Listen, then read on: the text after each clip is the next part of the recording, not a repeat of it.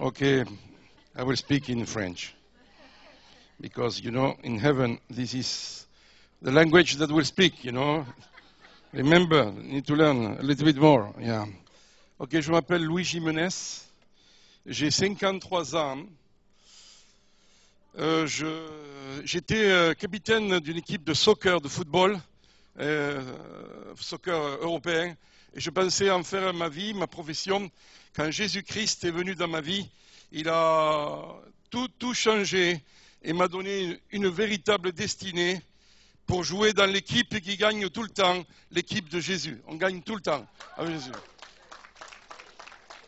Donc, j'ai été pasteur pendant 19 ans, plusieurs églises, et depuis 2001, bientôt 10 ans, le Seigneur m'a donné un appel qui est nombre 14-24. J'ai trouvé mon serviteur Caleb animé d'un esprit nouveau, différent. C'est lui qui fera entrer mon peuple dans le pays de la promesse. Et Dieu m'a demandé de partir sur la route pour un ministère plus itinérant, pour lever une nouvelle génération. Une génération de vainqueurs, une génération de battants, une génération de conquérants, une génération de patriotes qui vont de l'avant avec le drapeau pour conquérir les nations. Parce que chaque nation a une destinée. Donc je suis marié depuis 28 ans à la même femme, toujours pareil. Je suis très heureux. Elle s'appelle Anne. Anne veut dire cadeau, faveur de Dieu. Et nous avons eu 2 filles qui ont 26 ans et 23 ans. Et dernièrement, il y a 3 mois, j'ai marié la seconde. Ça fait tout drôle de marier sa fille. Donc elle n'est plus à la maison est un peu vide. Mais elle n'habite que 10 km de la maison, donc on la voit souvent malgré tout.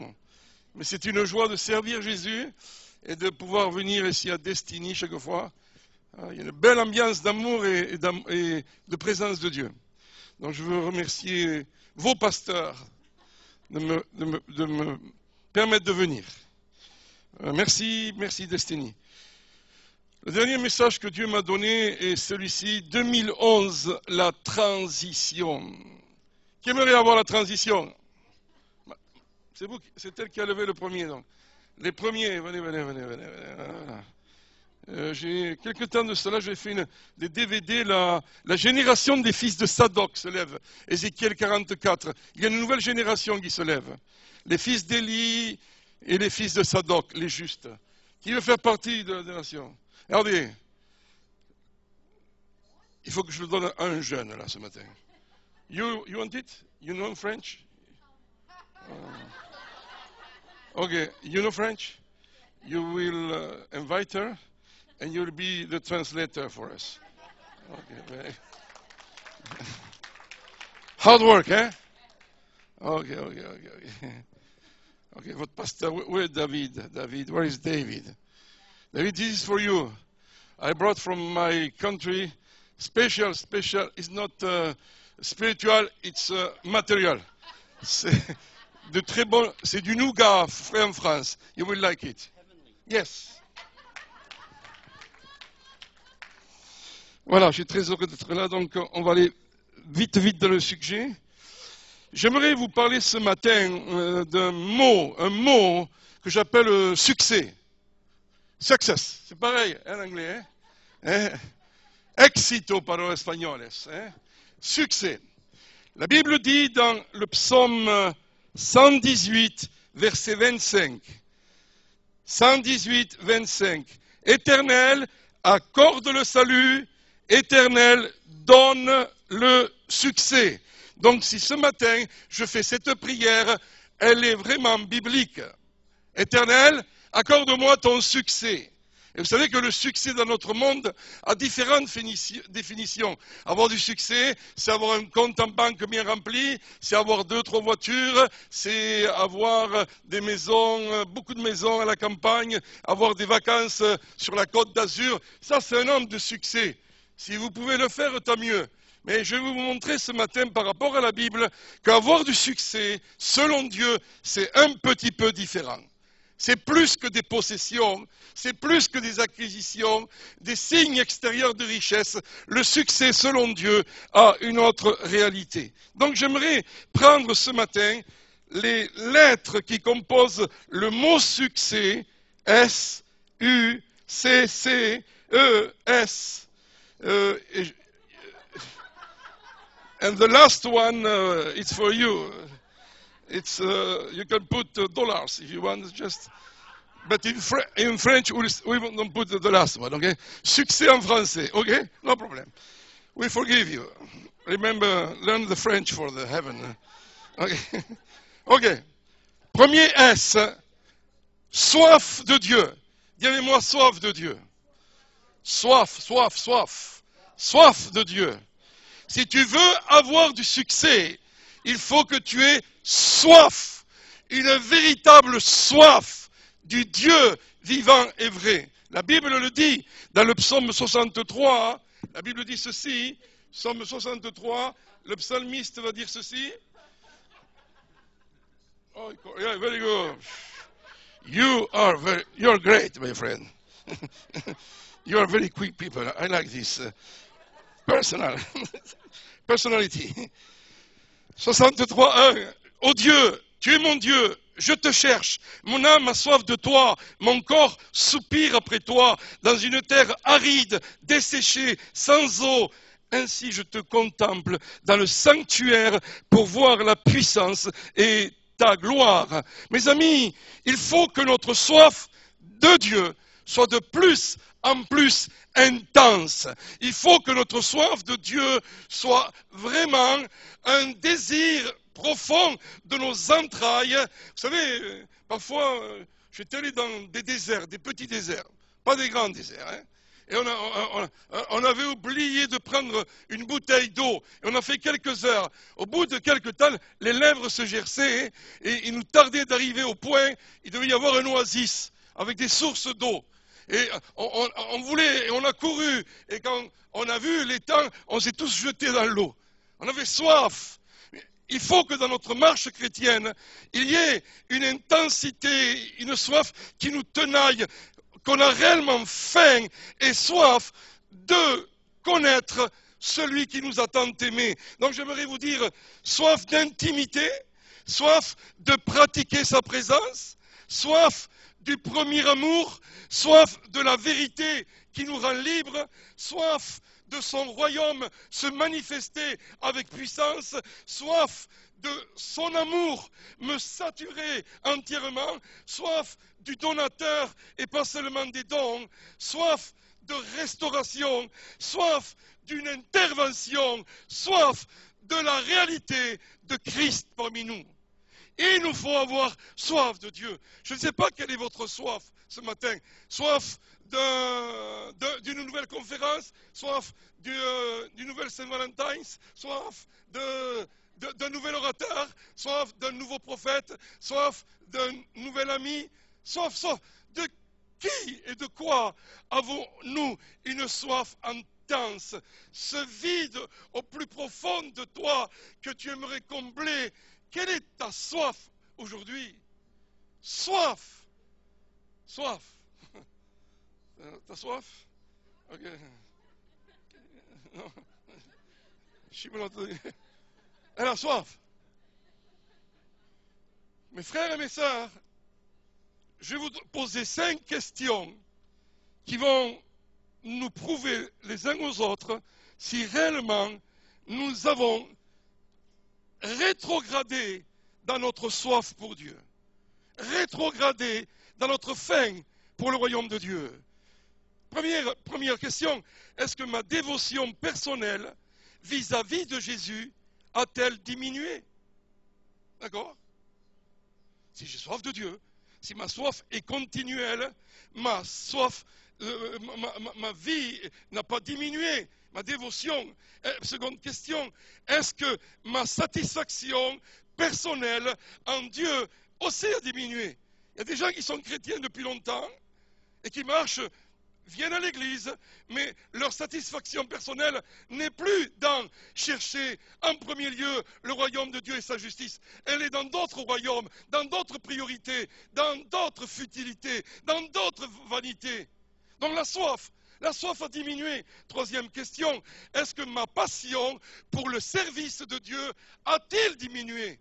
lorsque ma soif descend, lorsque ma soif, elle s'en va en s'évaporant, alors ma passion pour le servir en prend un coup. Quatrième question, est-ce que mes standards de sainteté ont-ils diminué?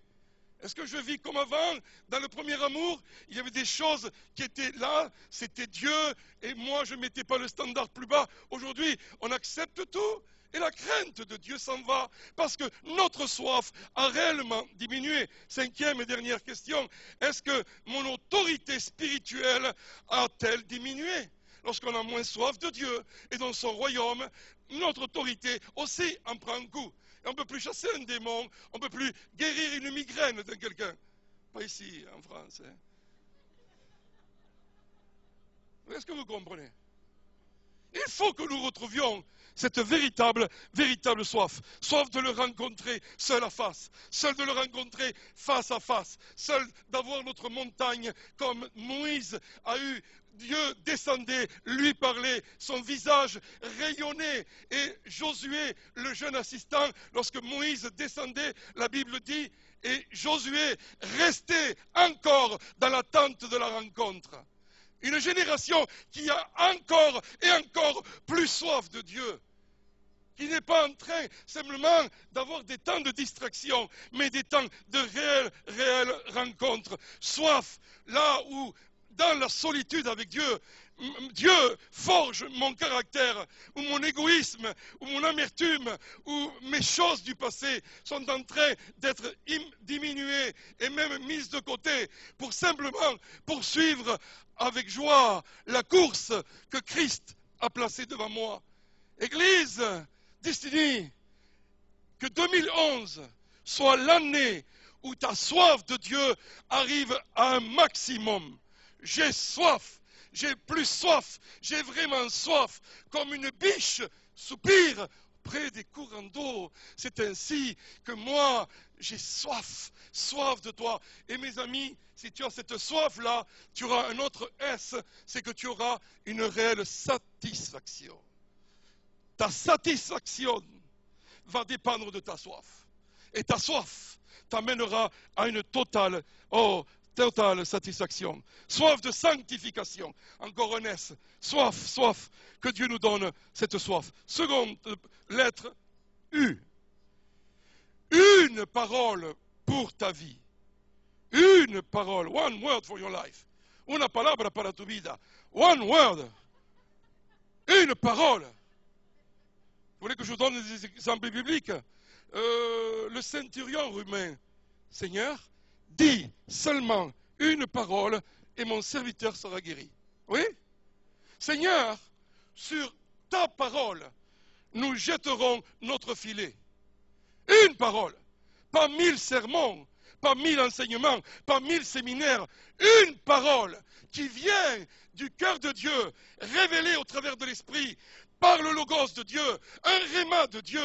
Et à un moment donné, c'est la parole sur laquelle j'établis ma marche, ma conduite, ma direction. Une parole de Dieu. Mes amis, regardez, dans l'Ancien Testament, Dieu dit à Josué, va, lève-toi, je te livre entre tes mains Jéricho, faites le tour de la ville, va. Et sur cette parole, il va faire une stratégie bizarre, étrange. Mais les murs tombèrent, oui ou non? Quand tu obéis à la parole de Dieu, les résultats arrivent. Lorsque tu obéis à tes arguments, à tes pensées humaines, à tes réflexions chrétiennes, évangéliques, souvent, il n'y a rien qui s'écroule. Toi, tu t'écroules. Mais nous devons connaître une parole de Dieu. Abraham, va, quitte ta nation, pars dans la direction et je ferai de toi un père de nation. Abraham quitte son confort, Abraham quitte sa famille, Abraham lâche, abandonne pour entrer dans le nouveau de Dieu. Et souvent c'est ça, Dieu permet de nous écarter des choses qui nous rassurent, dans lesquelles on est sécurisé, pour aller dans une aventure. Mais mes amis, quel résultat! Le Père de la foi se lève. Celui qui va engendrer la foi dans les nations. Sur une parole, il est allé. Une seule parole peut déterminer. Regarde Jésus, il s'approche des pécheurs, viens, et je ferai de vous des pêcheurs d'hommes. Matthieu lâche Pierre, son entreprise de pêche, tous, une parole, et leur destinée est marquée. Et ce matin, nous allons écouter une parole de Dieu qui va seulement marquer le tournant, et Dieu te fait mettre dans la ligne directe où ta destinée t'attend. Oui? Une parole, dans la peur et dans la crainte. Arrête d'écouter ces pensées mauvaises. Tu n'y arriveras pas, tu seras en manque, ça ne sera pas possible pour toi. À la fin du mois, tu vas perdre de l'argent. Non, mes amis, s'il est notre berger, une parole te dit, tu ne manqueras de rien. Dis avec moi, je ne manquerai de rien. Je ne manquerai de rien. Parce qu'il l'a dit. Parce qu'il l'a dit. Dans les temps où nous sommes éprouvés, nous sommes endeuillés, lorsque nous sommes vraiment au fond et nous disons, si je prends encore une vague, une tempête, Seigneur, c'est fini, je lâche tout. La Bible dit qu'il ne permettra pas que tu sois éprouvé au-delà de tes forces. Une parole pour toi ce matin. Ne crains point, ne crains pas. Il compte chaque goutte, chaque larme de tes yeux, et il sait dire stop à l'épreuve quand tu as compris la leçon et que tu en sors victorieux. Oh mon frère et ma sœur, une parole pour ta direction. Il l'a dit, je te guiderai. Je te montrerai le chemin à suivre. J'aurai les regards sur toi. Psaume 32, verset 8. Vous pensez que cette parole est possible en 2011 pour un nouveau métier, une nouvelle entreprise, une nouvelle direction? Seigneur, tu as les yeux sur moi. Oui, Louis, je veille sur toi parce que tu as de la valeur à mes yeux. Et je vais te montrer le bon chemin, les alliances que tu ne dois pas faire. Je vais te montrer la personne avec qui tu dois t'associer. Parce que moi, je veux ta réussite, je veux ton succès. Une parole, une seule parole. Mais pour cela, il nous faut avoir la pensée de Christ. C'est pour cela que l'étude et la formation de la parole est importante. C'est pour ça que ces pensées dans cette parole doivent devenir ma ligne de conduite. Amen.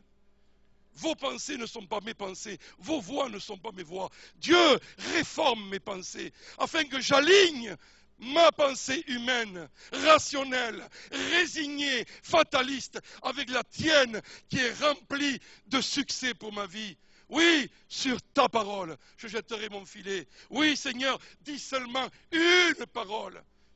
Mon serviteur sera guéri. Quelle foi, quelle merveille. Amen. Une seule parole. Jésus monte le jour de l'ascension et il dit à ses disciples, allez, construisez des cathédrales. Allez, faites des clubs sociaux. Non, non. Il a dit, allez, et faites des nations, des disciples. Allez dans les nations du monde pour faire des disciples. Baptisez-les, enseignez-leur tout ce que je vous ai commandé. Pas vos petites doctrines, mais mes enseignements, mes commandements. Et mes amis, ces 12 hommes qui devinrent 11 vont partir. Et une seule parole, les dernières paroles de Jésus, ont changé l'humanité, ont changé le monde. Et nous sommes in the world missions together. Oui? Une parole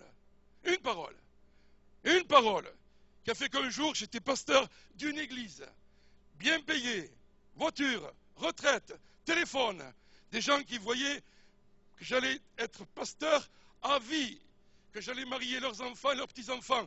Et Dieu me parle, il nous faut des futurs Caleb, il nous faut des gens animés d'esprits différents, il faut que des gens viennent réformer et faire sortir l'Église de son désert, de sa religiosité, de tous ses problèmes, pour les amener dans la vraie terre, pays promis, dans la véritable vie chrétienne, dans l'abondance. Et j'ai répondu une seule parole a changé le cours de ma vie.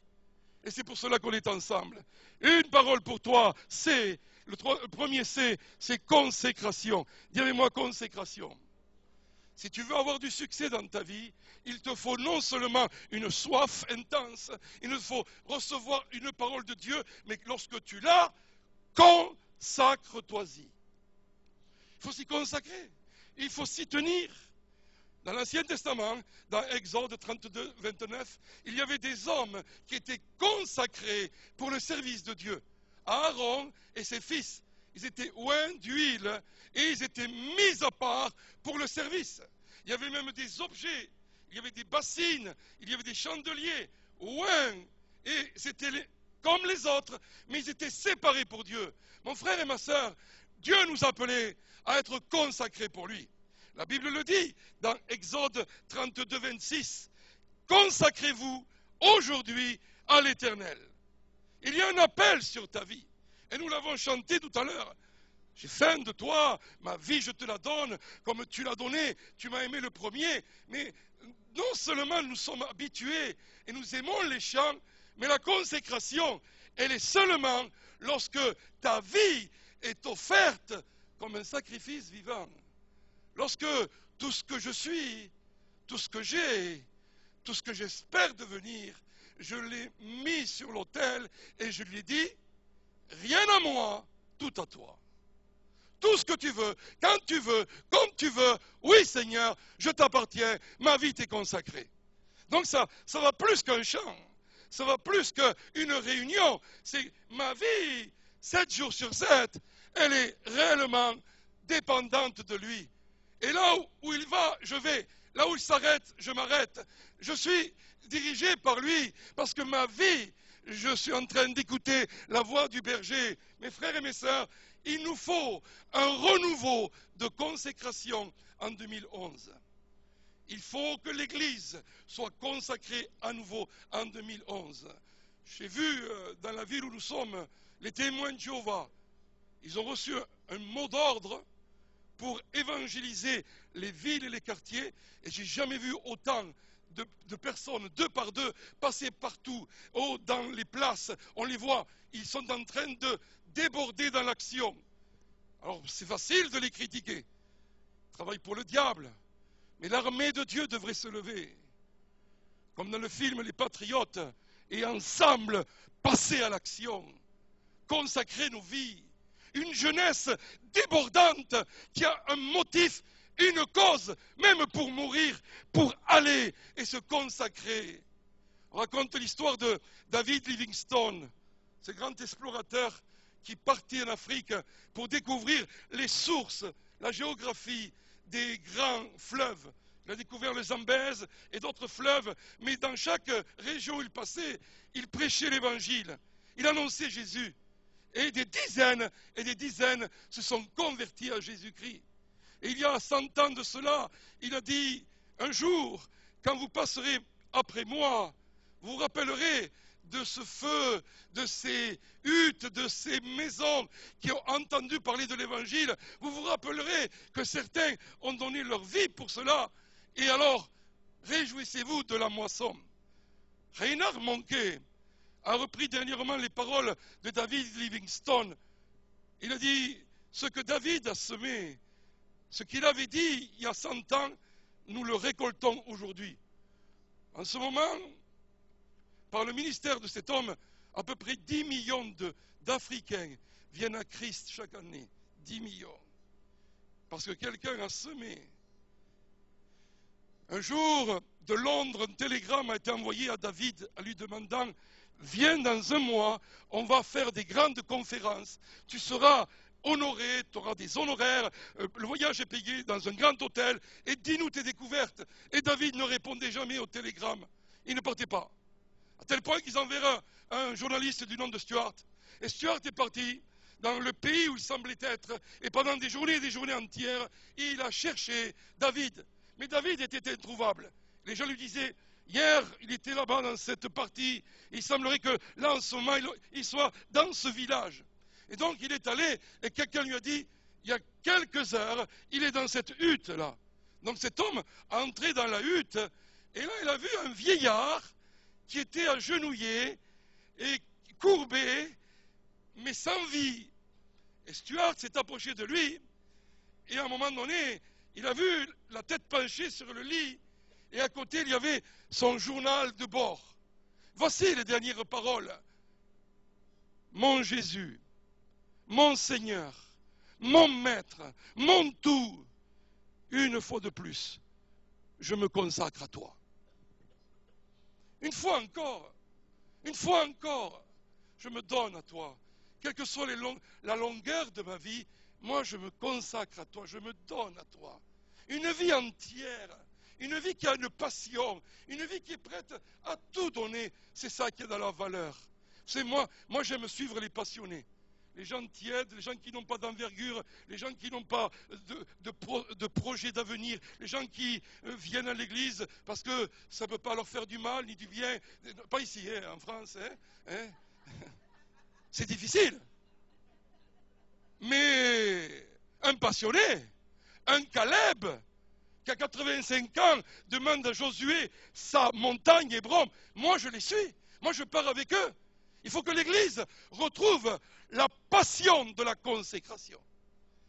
Amen.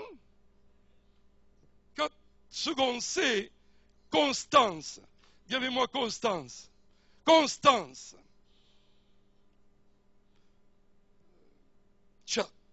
Charles Spurgeon, qu'on appelait le prédicateur, le prince des prédicateurs, parlant de l'histoire de l'arche de Noé, a dit ceci.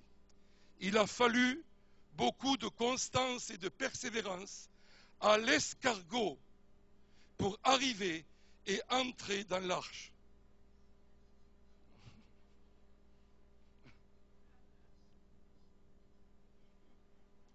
Quand Dieu a appelé les animaux, les guépards, vous savez, les guépards, c'est les animaux les plus vite, 80 à l'heure. Les guépards étaient les premiers.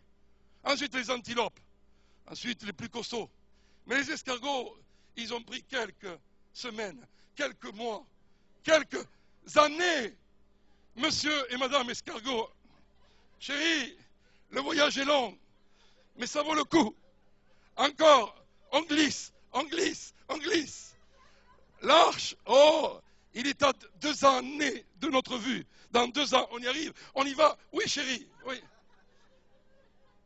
Coup de constance.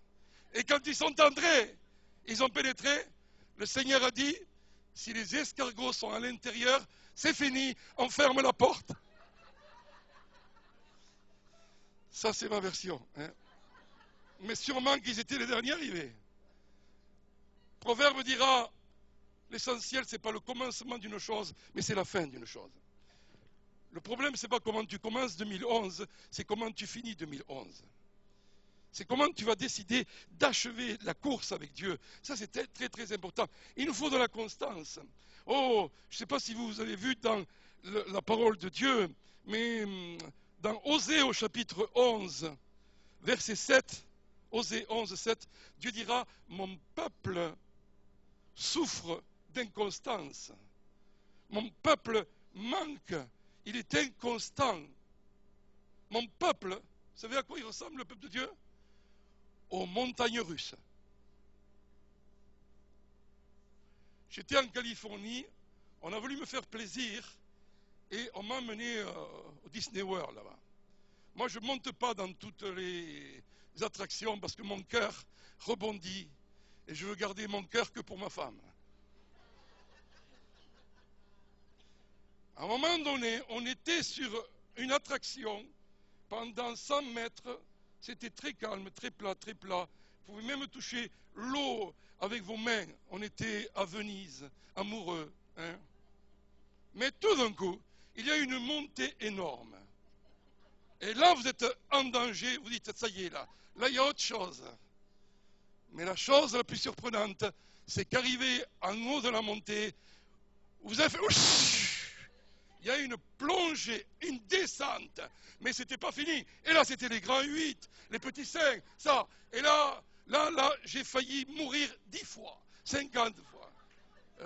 Je m'attrapais, je criais, Jésus, viens vite. Jésus n'est pas venu.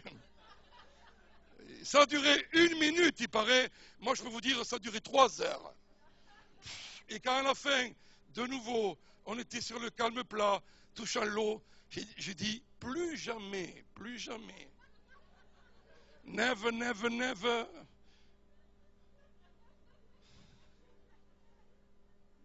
Il y a des chrétiens, le dimanche matin, alléluia, amen. L'eau du fleuve et de la rivière, oh, l'amour du Seigneur est là. Mais après, il y a des montées. Montez, il faut monter. Des choses qui vous arrivent. Est-ce que je vais être au niveau? Là, c'est une épreuve que je ne m'attendais pas. Et tout d'un coup, mauvaise nouvelle. Et ensuite, coup de fil. Et après, tu entends que des gens ont parlé mal sur toi. Pas ici, en France. Et la vie chrétienne devient un grand 8. Et c'est là que Dieu teste notre caractère. Est-ce que nous sommes inconstants? Ou alors la Bible dit, et j'aime toujours dans Osée au chapitre 14, 5, je vous guérirai de vos inconstances. Mes amis, Dieu veut guérir l'Église, notre Église. Dieu veut me guérir, nous guérir de toutes nos inconstances. Afin que nous soyons, Osée 14, 5, parce que nous devons guérir, nous devons devenir des matures, nous devons dire des hommes faits à la stature de Christ, nous devons être des pères et des mères dans la foi, nous devons maintenant aller au-delà des choses élémentaires et devenir des maîtres et enfanter et dupliquer la véritable vie chrétienne. Oui, Seigneur, je veux être constant. Donne-moi de la constance dans la méditation de ta parole, dans ma vie de prière constante. Donne-moi de la constance dans mes buts à atteindre pour toi. Donne-moi de la constance aux promesses que j'ai faites et que je dois tenir. Donne-moi, Seigneur, de la constance à me laisser débarrasser de mes vieilles habitudes. Donne-moi d'être fidèle dans ma dîme, mes buts dans l'argent. Je te constant, Seigneur. Je te constant, Seigneur. Je ne veux pas toujours chercher des excuses. Je veux être un homme constant dans ses responsabilités. Je suis un homme responsable. Mes frères et mes sœurs, vous comprenez que c'est important? Constant quand je dois dire je me suis trompé, c'est de mon erreur.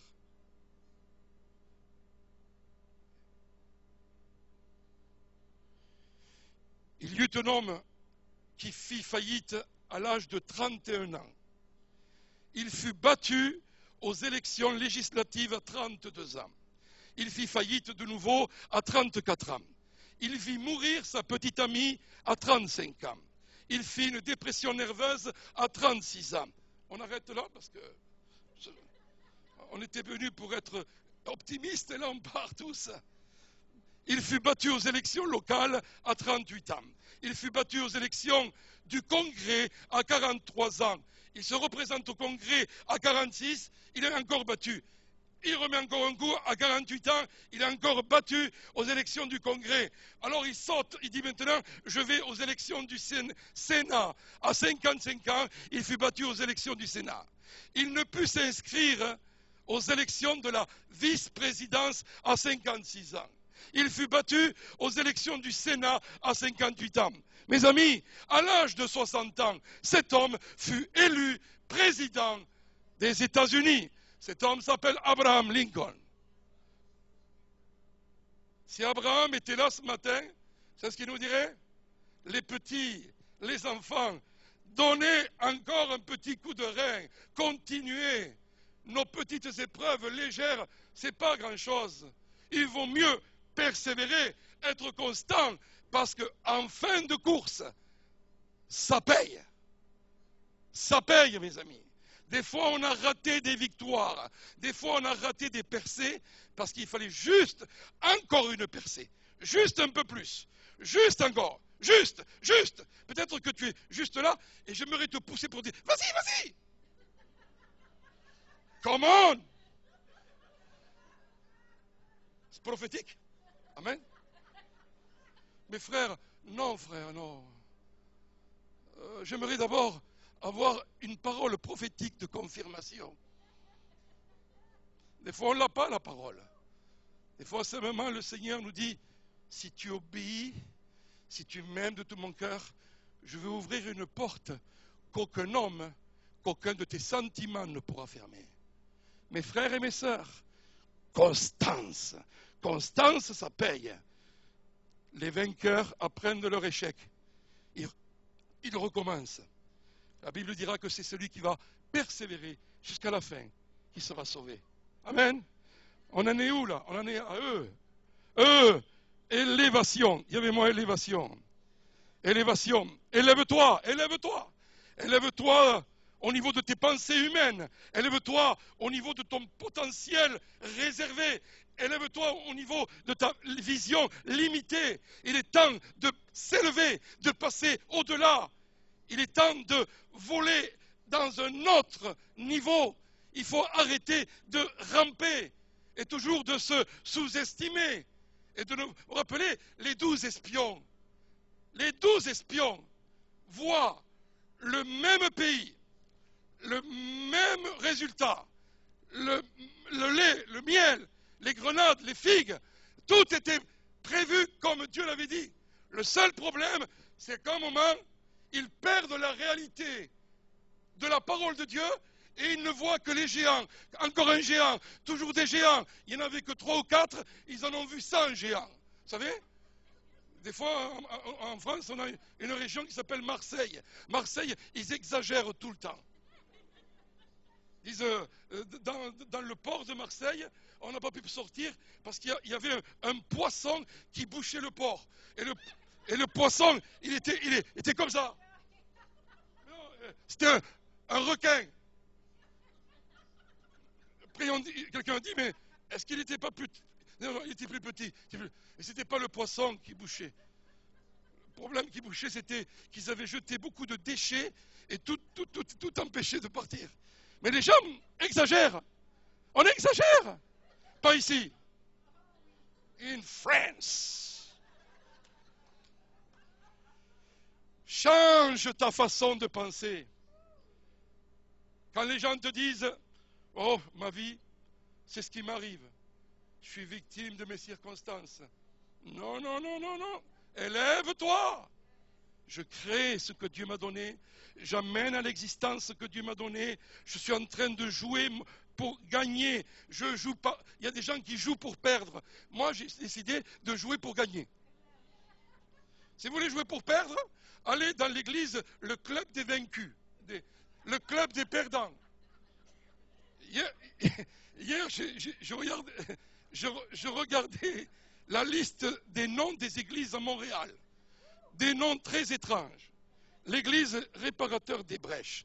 L'église, des trucs énormes. Des choses. J'ai même pas envie d'y aller. Très, très défaitiste. Mais Destiny Christian Church, alléluia.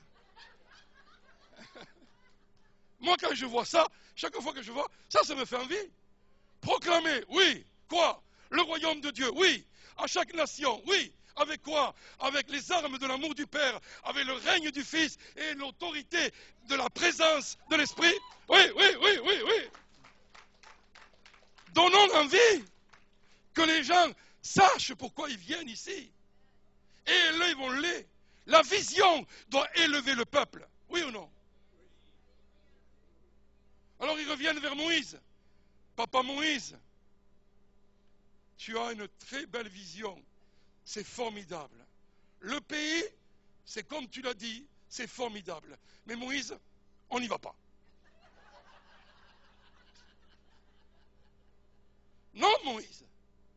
Parce que tu n'as pas vu les ennemis. Il y avait des ennemis, des noms compliqués. Et alors, c'est impossible. Quand on s'est vu, nous, on était des petites sauterelles. L'Église souffre du complexe de la sauterelle. Oh, petit, vous savez. Petit dans la vision, petit dans nos paroles, petit dans l'avenir. On est frères, restons humbles, soyons humbles. Le Seigneur vient chercher un petit troupeau. Sois sans crainte, petit troupeau. Donc il y a beaucoup de gens aujourd'hui qui ne croient même plus à l'expansion du royaume de Dieu et à la croissance de l'Église. On est petit, on restera petit. Une église en Écosse avait marqué sa vision sur la porte. Voici les 10 règles pour être membre de l'Église. Tu ne feras pas ça, tu n'iras pas au théâtre, tu ne fumeras pas, tu ne feras... si tes parents ne sont pas chrétiens, tu couperas les liens. Non. Pendant 15 ans, pas une personne n'est rentrée dedans. Mais le pasteur, il a fait enterrement sur enterrement, parce que les personnes à l'intérieur étaient de plus en plus âgées, et à la fin, il est resté seul. Élévation. Élevons-nous, mes amis. Il est temps de s'élever. Il est temps de voler comme un aigle. Oh, il est temps de savoir le psaume 75, 7 et 8. L'élévation, promotion, ne vient pas de l'Est, de l'Ouest. Elle vient de qui? Le Seigneur. Le Seigneur est spécialiste en promotion. Il va te promouvoir. Dis avec moi, j'attends ma promotion. La promotion vient, mon frère. Oui, elle vient, elle vient, elle vient. Cours, cours un peu encore. Ne t'arrête pas. Ne regarde pas le ciel, les fleurs et les marguerites. Course, cours. Elle vient. Quand Gédéon a eu sa promotion, qu'est-ce qu'il faisait? Près du puits, là, il battait du froment, il travaillait pour pas que les Amalécites lui prennent la nourriture, pour donner au peuple. Et l'ange s'est assis, il n'a rien dit. Il a vu, cet homme me plaît, cet homme est en train de mettre quelque chose en action. Et il s'approche, il lui dit, va, vaillant héros, Dieu t'a préparé, capitaine de l'armée, et la promotion s'en va. Est-ce que vous comprenez? La promotion ne vient pas pour des passifs, pour simplement des gens qui font des rêveries. La promotion vient pour ceux qui ont décidé d'avoir soif de Dieu, avec une parole de Dieu consacrée, et qui vont de constance à constance, ils vont vers l'élévation. Et je finis par la lettre S. S, j'ai mis sans limite. S-A-N-S. Sans limite. Le succès pour nous est sans limite.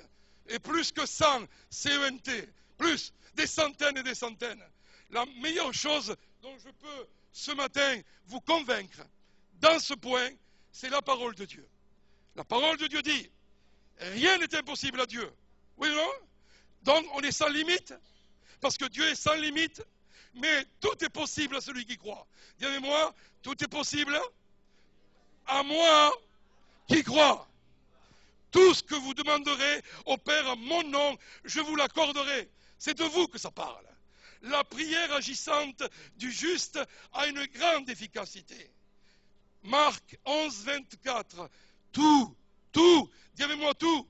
Tout. Ce que vous demandez en priant, croyez que vous l'avez reçu et cela vous sera accordé. Vous en voulez encore?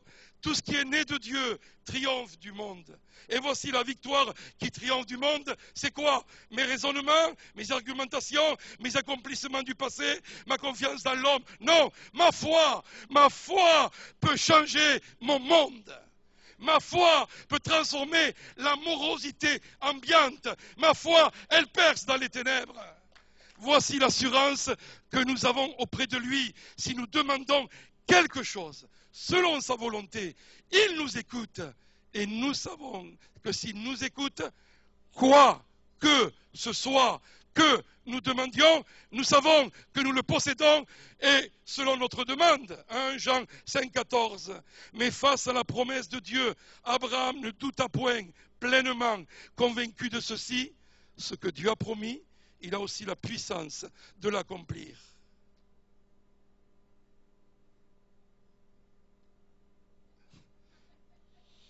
On est sans limite. Genèse 18, 14.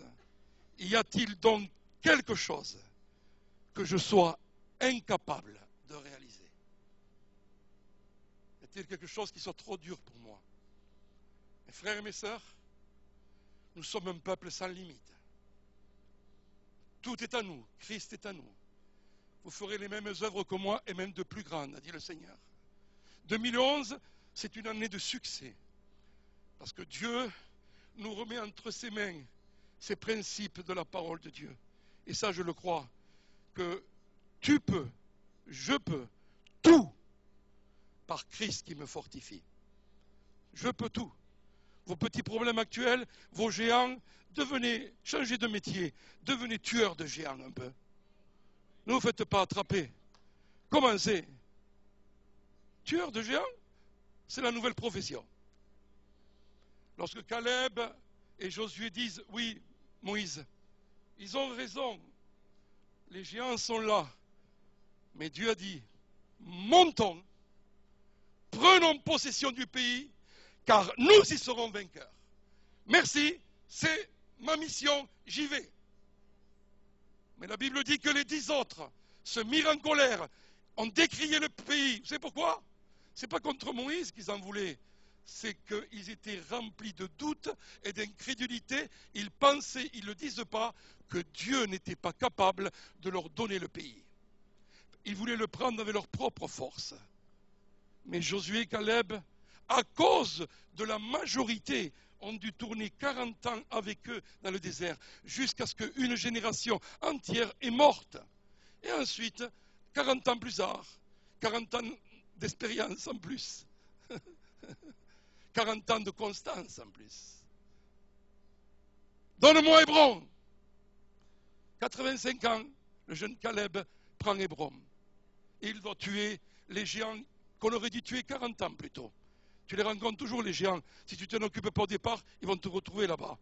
Donc, commence ce matin à tuer quelques géants. Parce que tu es sans limite, dit le Seigneur. Fort de toutes les promesses de Dieu, mes frères et mes sœurs, allons-y, allons-y. Année 2011 pour Destiny Christian Church, c'est l'année de votre succès. Nous allons vivre une vie surnaturelle, sans limite. Je le déclare. Dis avec moi, je déclare ce matin que 2011, c'est l'année de mon succès. J'aurai soif de Dieu. Oui, je vais recevoir une parole. Cette parole, je vais m'y consacrer. Je serai constant. Constant, et je vais m'élever. Et je serai sans limite. Last verse for the last time. Néhémie 2:20. Le Dieu des cieux nous donnera le succès. Nous nous lèverons et nous bâtirons. Amen et amen. Amen, amen, amen.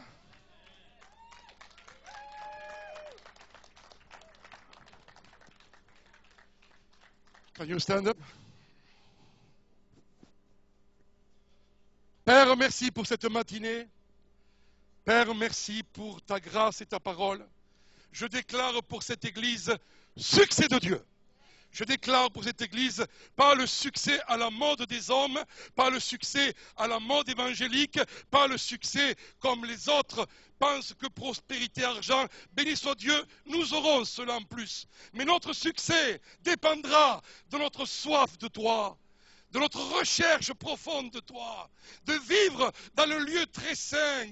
Seigneur, oh, une chose que je désire ardemment, c'est habiter tous les jours de ma vie pour contempler la beauté de mon roi. Seigneur, donne-nous des moments précis où nous allons mettre cette soif en action. Donne à chacun d'ici un réma, une parole qui vient de Dieu, une parole appropriée, juste. Reçois ta parole, dit le Seigneur. Reçois-la, cette parole. Et applique-toi, consacre-toi. Ne sois pas un chrétien du dimanche matin. Sois un chrétien 7 jours sur 7, consacré, livré, abandonné. Oh oui, Dieu appelle une passion nouvelle dans cette consécration. Seigneur, donne-nous d'être constants, constants. Guéris-nous de nos inconstances. Guéris-nous de nos montagnes russes. Guéris-nous, Seigneur. Je veux être constant dans ma parole, dans ma vie avec toi, dans ma loyauté vis-à-vis du corps de Christ. Constant. Et Seigneur, nous voulons nous élever au-delà de la vie normale chrétienne, au-devant des problèmes actuels, au-devant de cette crise actuelle. Oh Seigneur, nous allons nous élever. Qui montera, qui ira à la montagne du Seigneur? Celui qui a les mains pures, le cœur droit, intègre. Oh, il y a une race d'hommes et de femmes justes qui vont s'élever et aller à la montagne du Seigneur. Et Père, nous croyons que nous allons devenir sans limite. Au niveau de la maladie, guérisons viendront. Au niveau de la croissance, sans limite. Au niveau de formation de leaders, sans limite. Nous sommes une génération sans limite. Nous dépassons les limites. Nous allons au-delà parce que notre Dieu est le Dieu sans limite. Et il nous dit, y a-t-il donc quelque chose dont je suis incapable de réaliser? Rien, rien.